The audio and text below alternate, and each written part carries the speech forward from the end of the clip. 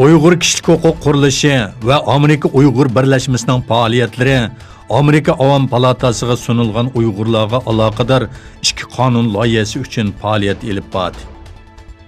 Bu vaqtda so'z qilgan amerikalik faoliyatchi Uyg'urlarni qo'llash uchun Washingtonga kelganligini, nurg'un Uyg'ur do'stining hali ham naq turmida yetayotganligini aytdi.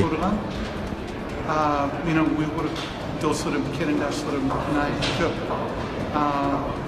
O'zimning, ailemning, bolalarimning ko'nglimizni yerim bo'lgan. Nimachqa desangiz, chunki ko'p do'stlarimiz turmada, concentration camps ichida. Bu bo'lmaydi.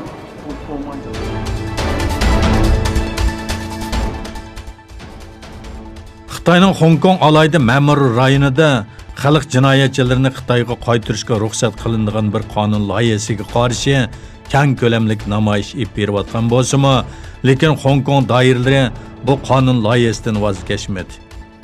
Hong Kongning bosh ma'muriy Kariyalam bu qonun loyihasining xalqaro qonunlardagi majburiyatlarni yurgizishga yordam beradiganligini aytmoqda.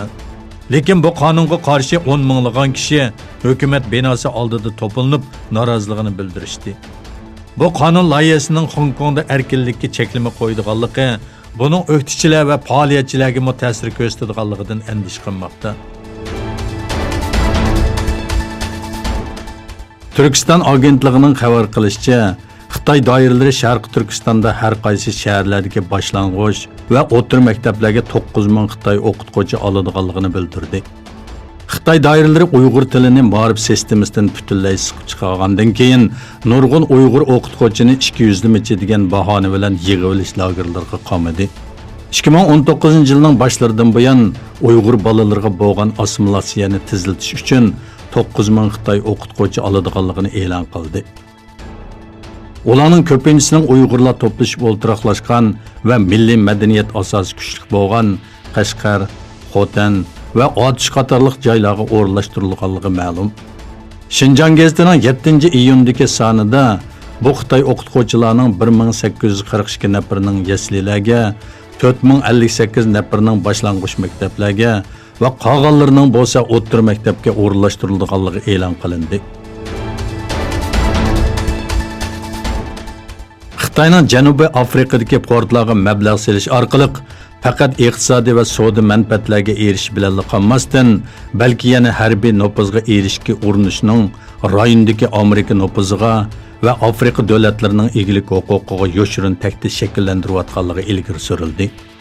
Washingtonga joylashgan strategiya va xalqaro tadqiqot markazi e'lon qilgan Janubiy Afrikadagi Xitoy mablag'larining xavf analizi nomli dokladga asoslanganda, Beijing doiralarining muhim portlarga solgan mablag'lari rayonning taraqqiyoti va o'zaro manfaatiga erishishdan boshqa yana siyosiy va harbiy jihatlarda o'ttirg'i chiqmoqda. Dokladda Janubiy Afrikadagi Xitoy mablag'lari Amerika nopuziga va Afrika davlatlarining egilik huquqiga yoshirin ta'sir shakllantiryotidi deyildi. Doklad yana Xitoyning rayonda raqiblarini ostirdan cheklashi, yuz berish mumkinchiligi bo'lgan to'qinishlarda portlarni qo'llanishi va istixborot yig'ish ehtimoli bo'lgan Xitoy ul muassasa qurilishi haqida tafsiliy ma'lumotlar berildi. Eronda rasmiy ziyoratda bo'lgan Yaponiya bosh ministri Shinzo Abe Eron prezidenti Hasan Ruhani bilan ko'rishgandan keyin o'tkazilgan birlashma axborot e'lon qilish yig'inida savollarga javob berdi.